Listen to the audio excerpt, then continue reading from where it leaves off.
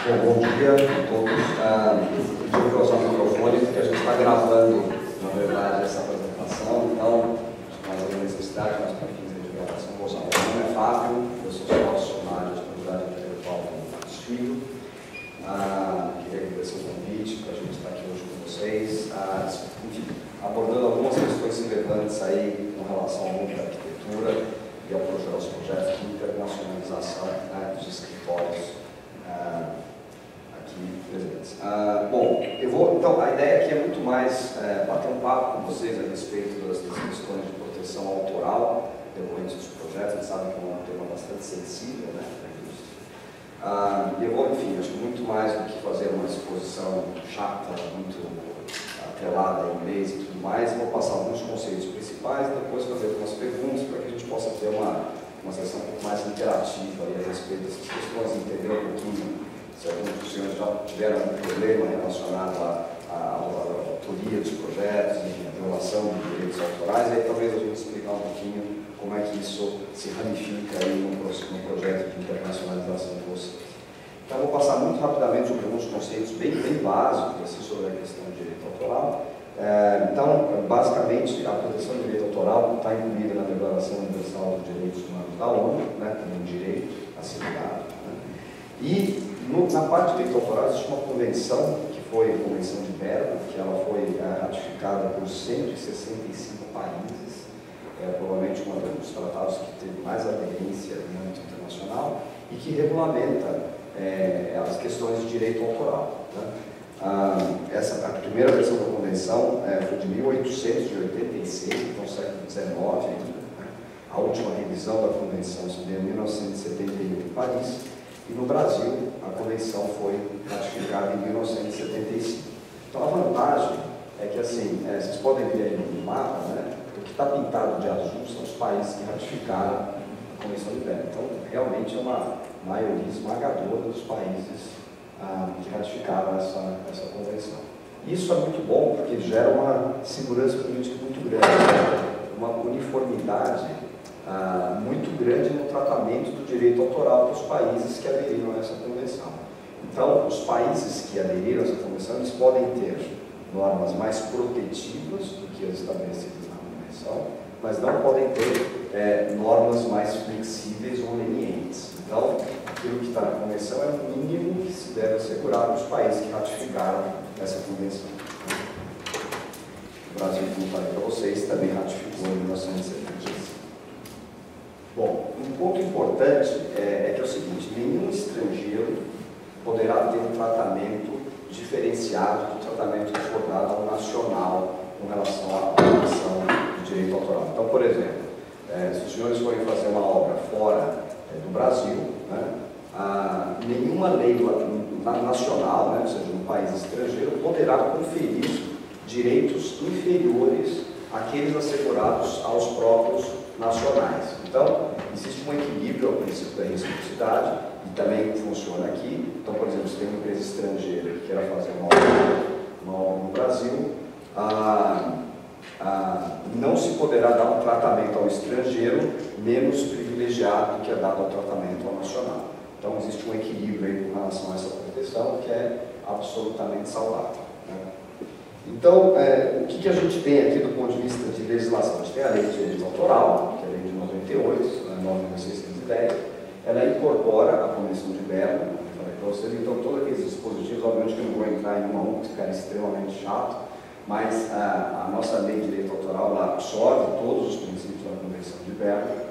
Ela faz uma distinção relevante entre direitos morais e direitos patrimoniais, que eu vou explicar um pouquinho, eu não sei em que medida os senhores já conhecem um pouco isso, mas eu vou assim, tentar ser muito sucinto, mas explicar um pouquinho do que a gente está falando quando a gente está falando de direito autoral, o que a gente de fato está querendo proteger. Né? A lei estabelece requisitos para a transferência dos direitos patrimoniais, vou explicar um pouquinho, se você quiser ceder o direito de exploração comercial de uma obra, de um projeto, o que você precisa fazer. Né? E a lei ela inclui no escopo da proteção legal, né, os projetos, esboços, obras plásticas concernentes à geografia, aí o que interessa para nós, engenharia, arquitetura e paisagismo, ou seja, o que se protege são os projetos, mas são os esboços também. Né? Então isso pode ter uma relevância na medida de projetos que não mas que sejam utilizados esses esboços para o desenvolvimento subsequente. E tem a Resolução 67 do Conselho de Arquitetura e Urbanismo, que ela dispõe sobre direitos autorais e estabelece, e na verdade é o Conselho que faz o registro dos projetos de engenharia e de arquitetura no Brasil. Né? Então, alguém aqui já registrou um projeto de arquitetura no Conselho? Ninguém? Não é tão ruim o fato de vocês não terem registrado também ponto A, porque, eu vou falar isso para vocês, a proteção autoral, ela não depende de registro. Né? O registro é facultativo, ele não é constitutivo de direito. Então não tem problema em tese você não registrar, não significa dizer que só registrando que você terá proteção autoral para o projeto. Agora, registrar às vezes pode ser bom quando a gente tem uma questão de divergência, né? Ou seja, quem que é o titular daquele projeto. Se você registrou, você vai poder pelo menos ter uma prova de que naquela data você, em tese, tinha acesso, eu não vou dizer título, né? Porque, como eu falei, o registro não é o que vai atribuir o título àquilo, mas, por exemplo, se alguém vai dizer, olha, eu desenvolvi esse projeto no ano 2007, e você tinha esse projeto registrado, por exemplo, 2 anos antes, e o fulano lá não puder comprovar que ele tinha anterioridade na utilização e na disposição daquele projeto, o registro vai ser extremamente importante para dizer, olha, naquela data eu já tinha. Então, ou você me prova que você tinha esse projeto numa data anterior, ou se você não conseguir fazer essa prova, eu provavelmente vou prevalecer numa ação judicial desse tipo. Mas, de qualquer maneira, o registro é facultativo. Né? O prazo de proteção dos direitos patrimoniais, eles duram por 70 anos, contados a partir de 1º de janeiro do ano subsequente à morte do autor. Então, obviamente, o projeto, né, os direitos patrimoniais podem ser explorados durante a vida do autor e por mais 70 anos. Bom, quando a gente está falando de direito patrimonial e direito moral, o que a gente está falando? Né? O direito moral é aquilo que a lei estabelece como direito irrenunciável e perpétuo. E a lei estabelece claramente quais são esses direitos morais, os principais são esses que eu coloquei para vocês. Reivindicar a autoria da obra, então, o autor ele pode reivindicar a autoria da obra a qualquer tempo, manter a obra inédita ou alterar a obra, né? E manter a integridade da sua criação opondo-se a alterações. Essa questão de alteração de projeto acho que é extremamente relevante, eu vou falar um pouquinho para vocês a respeito disso. E de novo, tudo que eu estou falando aqui aplica-se aos todos os 167 países que ratificaram a Convenção de Berne. Tá? Então, isso é uma coisa boa no meio dessa apresentação, que ela vale para ilustrar um pouquinho aquilo que vocês provavelmente vão encontrar em todos esses países que ratificaram essa convenção. Né? E os direitos patrimoniais, esses são direitos transmissíveis, quer dizer, bom, os direitos morais, né, eu falei, são irrenunciáveis e perpétuos, ou seja, eu não posso transferir um direito moral, eu não posso negociar o direito moral. Ele nasce com o autor, todos esses direitos nascem com o autor e eles morrem com o autor. Direitos patrimoniais não. O que é o direito patrimonial? O direito de explorar comercialmente a obra do projeto. Esse eu posso ceder para terceiros e eles são prescritíveis, lemos no prazo de 70 anos, né, após a morte do autor, que me permite explorar comercialmente aquela obra. Alguma dúvida até aqui? Está claro? Bom, questão de alteração de projeto. Nos contratos que vocês celebram, como é que vocês regulam essa questão? Vocês permitem, por exemplo, o encomendante alterar o projeto de vocês? Tem assim alguma... No estúdio que eu trabalho, no estúdio aplicado em 7, a gente permite, porém a gente cobra a hora técnica em cima daquela modificação. Mas assim, então você permite, mas desde que você faça a alteração, é isso? Você não permite que um outro arquiteto... Não, a gente pode até alinhar os interesses do cliente, porém quem altera... É sempre você, o autor. Mas... A gente vai através de um aditivo. Mas sempre vocês... Sempre o próprio estudo. Alguém tem alguma solução diferente? Não? Não? Porque é uma questão relevante, né? Imagina que você tem, porque também tem a seguinte hipótese, às vezes o cliente te contrata, por favor. Mas a gente está conversando aqui sobre durante o processo de projeto ou após? Então. Porque eu entendi que você tem uma casa, alguém quer fazer um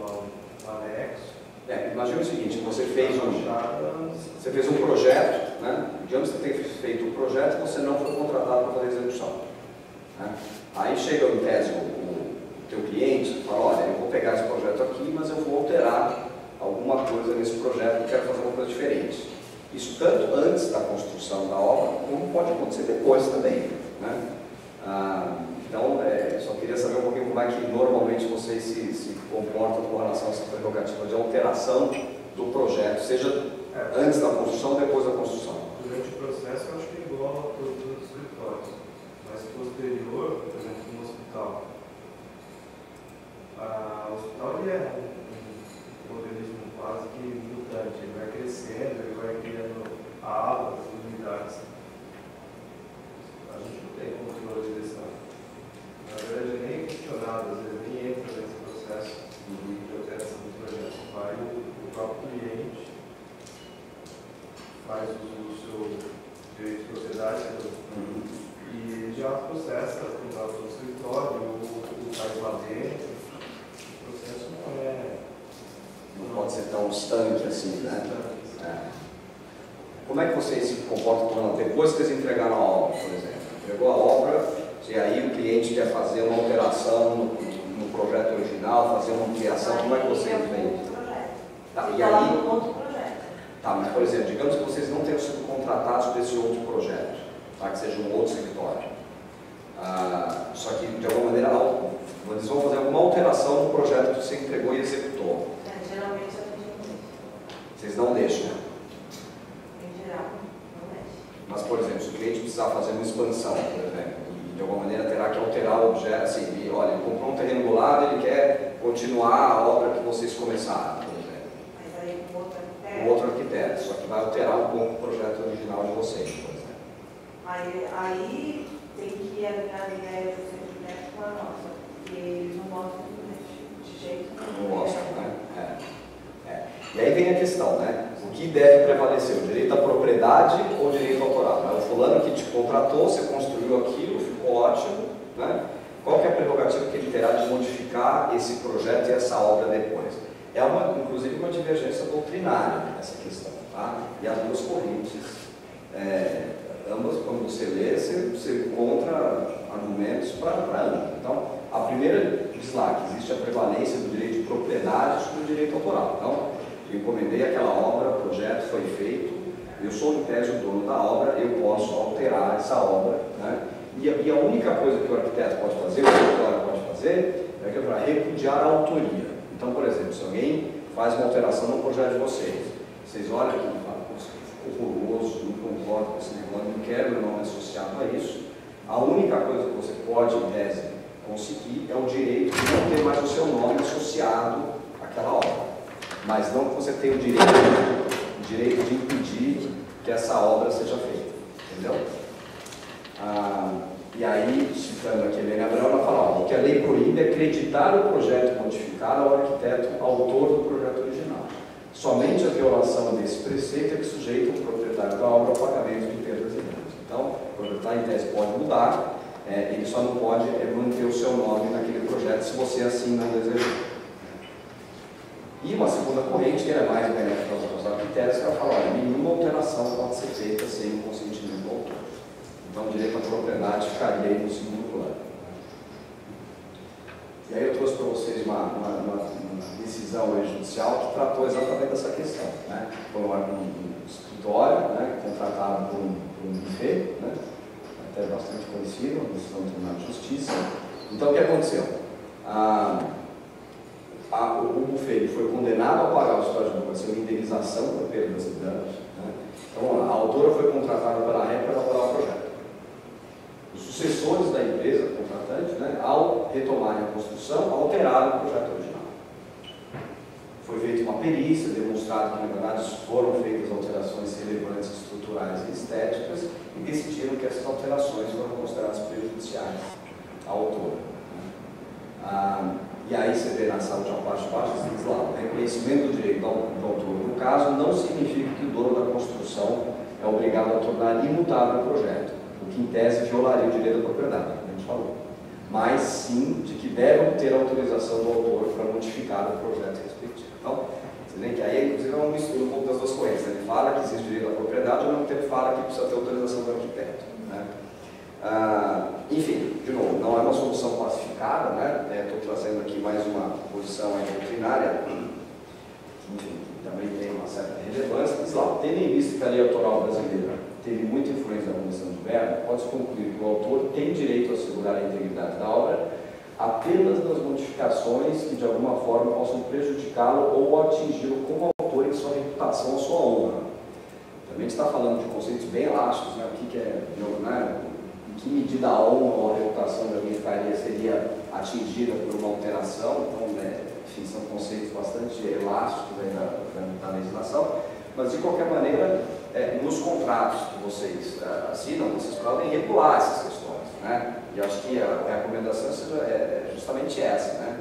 O primeiro ponto é que, assim, todos os contratos que, vou passar aqui depois eu volto, todos os contratos que se referem a direito autoral, eles precisam ser interpretados de maneira restritiva, ou seja, se o contrato não é muito claro, se algum direito ali foi assegurado ao encomendante da obra, a interpretação é que então esse direito não foi conferido. Então, essa é a forma. Então, nos contratos vocês assinam, então vocês devem regular. Então, por exemplo, vamos trazer aqui um outro exemplo. A finalidade de utilização de um projeto arquitetônico. Imagina que os senhores sejam contratados para fazer um projeto e aí o cliente vai licitar a empresa de engenharia que vai executar o projeto. A pergunta é, a empresa, digamos que os senhores não ganham, tá? Tenham participado da licitação, porque eu sei que tem escritórios que só fazem projetos, não fazem a obra, mas eu não vou entrar no seu estado, vocês perdem a licitação. E aí, a empresa de engenharia selecionada vai executar o projeto que vocês conceberam. Existe uma violação do direito autoral aí, em tese, a empresa de engenharia utilizando um projeto de arquitetura que é de vocês. Existe uma, o que vocês acham? Existe uma violação do direito autoral no exemplo desse? Se não modificar o projeto, não tem. Né? E obviamente não tem, né? Porque a questão aqui é o seguinte, vocês foram contratados para fazer um projeto e obviamente que uma utilização natural do projeto seria aquela de edificação. Agora, é diferente se, por exemplo, o titular, o encomendante, o encomendante do projeto, pegar aquele projeto e replicar, vamos imaginar, em 3 ou 4 vezes aquele mesmo, não mudou o projeto, você continua igual, só que ele fez, por exemplo, 3 ou 4 edificações com base no mesmo projeto. O que vocês entendem que aí haveria uma violação de direito autoral nesse exemplo, caso o contrato não previsse essa possibilidade de replicar essa mesmo projeto em várias obras? Sim, precisa ser citado na proposta do serviço que vai ser executado. Exatamente. E se o contrato for omisso, quanto a isso, e a proposta for omissa? E aí, o encomendante vai poder utilizar aquele projeto várias vezes ou não? Não? Não pode mesmo, né? Dentro daquele princípio de que eu interpreto restritivamente questões de direito de autor, se eu for omisso, claro, a gente não deve ser omisso, né? Os contratos têm que ser mais claros e detalhados possíveis para evitar essa situação. Mas, se não houver especificação clara, então é uma execução. Então ele vai ter que estar um hospital, uma casa, enfim, uma vez só. Bom, a proteção autoral ela se revela no quê, né? Ela se materializa no quê? Obviamente que na identificação, né? Ela existe uma proteção que é o resultado daquele projeto, ou fotografia, desenho, planta baixa, maquetes, projetos, miniaturas, etc. Exemplo, os senhores forem contratados para fazer um projeto, né? E aí o encomendante do projeto faça a obra e ele resolve fazer, sei lá, miniaturas daquela obra e, por exemplo, comercializar as miniaturas. Pode ou não pode? Boa pergunta. De novo, se o contrato não previa essa possibilidade de que isso fosse feito, não pode. Não pode. Então, qualquer representação da obra, ela, em tese, só se eu permitir o meu encomendante fazer. Se eu não permitir, ele não pode fazer. Né?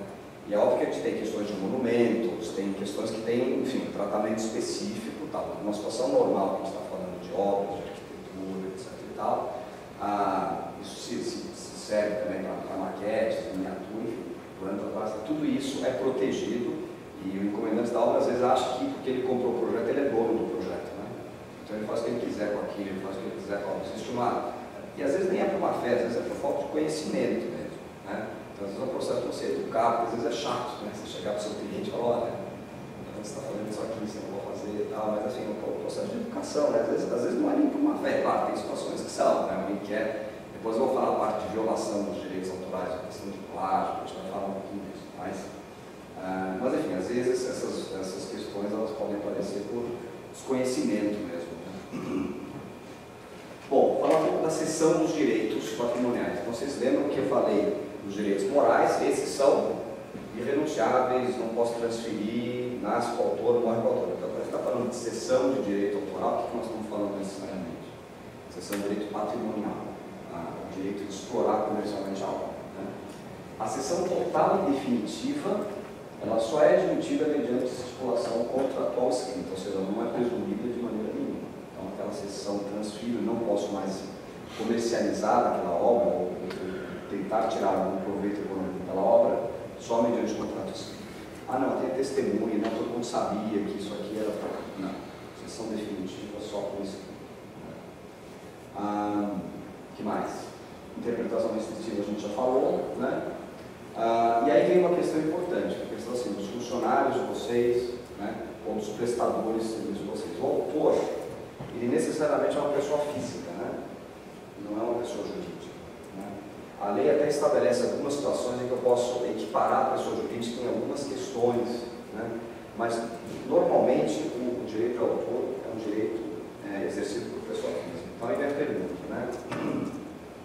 O funcionário de vocês que participa da criação de um projeto, automaticamente por lei, ele é contratado pela empresa, ele recebe um salário, né, mas ele concebe um projeto arquitetônico junto com outros arquitetos. A pergunta é, ele tem ou não direito autoral sobre aquilo que ele está fazendo, sobre o projeto que ele está fazendo? Como coautor? Como coautor. Sim. Sim? Não tem? Bem?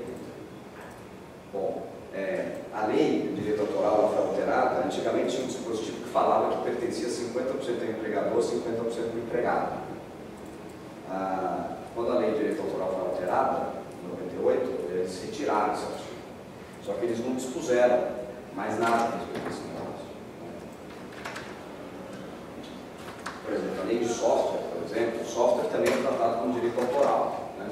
Lá tem um artigo na lei de software que fala exatamente isso, quer dizer, o empregador ou o encomendante, ele na verdade é o titular do direito autoral do software, na medida que ele tenha contratado alguém ou empregado alguém para desenvolver software. Então, um empregado de uma empresa de tecnologia não poderia pleitear direito autoral só com software que ele tinha desenvolvido no âmbito do contrato de trabalho ou no âmbito do contrato de prestação de serviço. A lei de direito autoral com relação ao projeto de arquitetura, ela não fala isso. Ela, na verdade, é omissa. E fica, então, portanto, uma questão que, obviamente, a gente não quer ter que enfrentar esse tipo de discussão com os nossos funcionários e prestadores de serviço. Né? E a única forma de não ter que enfrentar essa discussão é fazer o quê? Contrato. Então, você tem que estipular no contrato. Então, por exemplo, os contratos de trabalho dos funcionários, empresa de arquitetura e engenharia, é altamente recomendável que você estabeleça lá uma cláusula de cessão de direitos patrimoniais, sabendo que cessão de direito moral não pode, né? Mas direitos patrimoniais, seguramente a gente tem que incluir tanto nos contratos de prestação de serviço quanto nos contratos de trabalho. Bom, falar um pouquinho da violação de direitos de autor, né? Há basicamente aí 3 esferas de violação possível. Você tem uma esfera administrativa que está no Código de Ética Profissional, né? E que diz lá que é vedado ao profissional nas relações com os demais profissionais intervir em trabalho de outro profissional sem a devida autorização de seu titular, ou atentar contra a liberdade do exercício de profissão ou contra os direitos de outro profissional. Vamos falar no Código de Ética. Tem uma esfera civil, composta aí pelo direito constitucional relacionado ao exercício de direito de autor, e ao Código Civil, que estabelece no artigo 183 o conceito de ato ilícito, é óbvio que violação de direito autoral é um ato ilícito, e no artigo 927 o direito de indenizar. Né? E por fim, existe um componente criminal, né, da violação de direito autoral, com pena de detenção de 3 meses a um ano, ou se essa violação tiver como motivo lucro direto ou indireto, a pena pode subir de 2 a 4 anos, além de multa.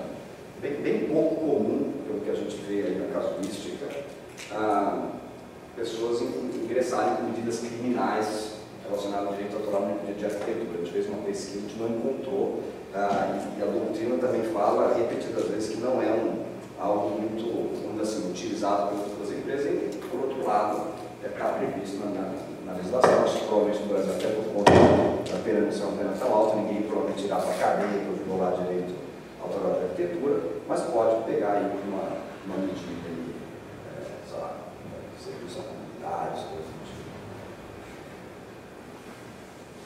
Agora tem um efeito ruim do ponto de vista de reputação, né? E perda de primariedade também na causa da parte criminal que é relevante. E bom, quando a gente está falando de indenização, né? Então alguém, por exemplo, utiliza indevidamente um projeto de vocês, quer dizer, o que a gente pode pleitear, né? A gente pode pleitear duas espécies aí de indenização. A gente pode pleitear a indenização pelos danos patrimoniais, né? Ou seja, alguém que lucrou com a minha obra, ou eu que deixei de lucrar com aquela obra, né? Ou com aquele ato infracional, e os danos morais também são passíveis aí de indenização. Bom, como é que a gente compõe, né? Como é que, enfim, houve uma violação, como é que normalmente os tribunais têm se comportado a respeito das indenizações?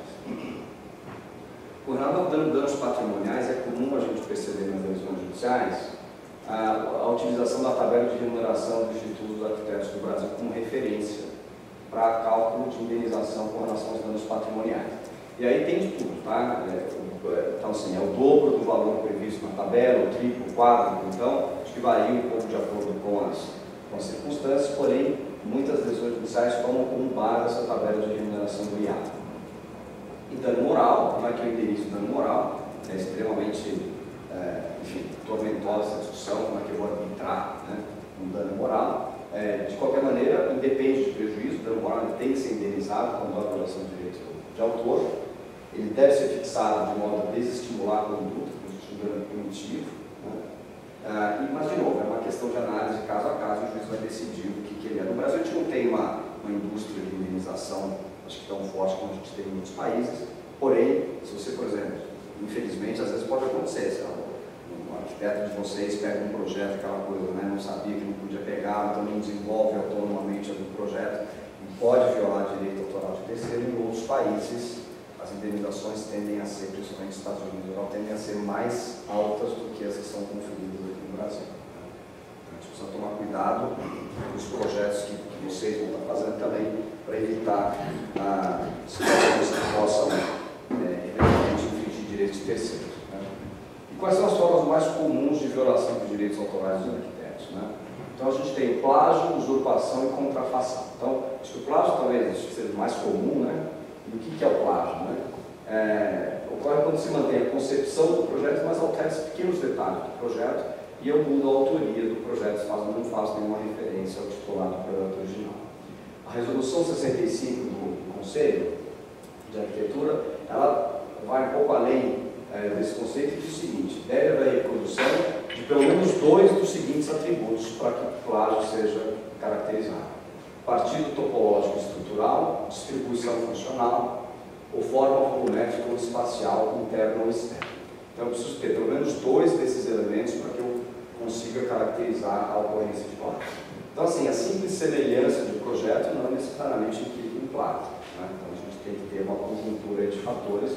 De novo, não é tão simples às vezes essa identificação, não é tão trivial assim, porém esses são, vamos dizer assim, os padrões, aí, os estándares previstos na nossa legislação aqui. Né? Quem pode pleitear, quem pode entrar com uma ação judicial com relação a plágio? Né? O autor da obra, obviamente, né? E o titular dos direitos patrimoniais da obra, se não for o mesmo. Né? Se eu tiver cedido o direito patrimonial da obra, aquele titular do direito patrimonial também pode ajuizar uma ação com base em arguição de plágio. E obra coletiva? O que vocês acham? Quem pode entrar com uma ação, por exemplo, de não ser uma obra coletiva? Pode um dos autores entrar com uma ação de plágio? Ou ele deveria necessitar uma aprovação de uma maioria dos autores. Questão boa, né? Pode. O autor individual de obra coletiva é legitimado para entrar com ação de plágio. Bom, então essa alguma dúvida mais em relação ao plágio? Não dá. Então, usurpação. O que é usurpação? Reprodução do projeto na íntegra sem autorização, que é muito comum, é feito pelo encomendante, aquilo que a gente está falando no começo, né? O encomendante ele acha que ele é o dono do projeto, então ele pegou aquele projeto e acha que ele faz o que ele quiser com aquilo, né? E aí ele replica, por exemplo, aquele mesmo projeto várias vezes, enfim. Então, e a autoria aí nem sempre ela é revelada, ela pode ou não ser revelada, não tem necessariamente uma conduta. E a contrafação, que é o aproveitamento econômico ilícito da obra alheia, a reprodução fraudulenta com objetivo de lucro, e a autoria é necessariamente revelada. Aquela pessoa que está falando, olha, eu estou comercializando um projeto do escritório tal, enfim, do artista tal, ele quer falar isso, inclusive ajuda a vender aquilo que ele está reproduzindo de maneira ilegítima, né? Então, assim, esse é um panorama geral da proteção autoral que se aplica no Brasil, que se aplica nesses 165, 117 países da Convenção de Berna. Assim, como conclusão, acho que depois a gente vai falar um pouquinho dos contratos, né, e da relevância dos contratos, mas eu acho que a questão aqui de direito autoral, por conta de vocês verem que tem divergência de doutrina em várias coisas, não tem uma jurisprudência consolidada em algumas outras, em outra lei é um pouco ouriça. Então, assim, a necessidade de vocês preverem em detalhes, nos contratos, toda essa questão de direito autoral com relação ao projeto, a alteração, o que pode, a destinação da obra, isso é extremamente importante porque, na verdade, é o que vai guiar a relação de vocês com o encomendante de vocês, seja no Brasil ou seja no exterior. Perguntas específicas? Bom, eu ainda vou ficar aqui mais um tempinho, não vou poder ficar até o final, mas enfim, se surgirem perguntas aí no curso da apresentação, eu estiver aqui, eu fico à disposição de vocês.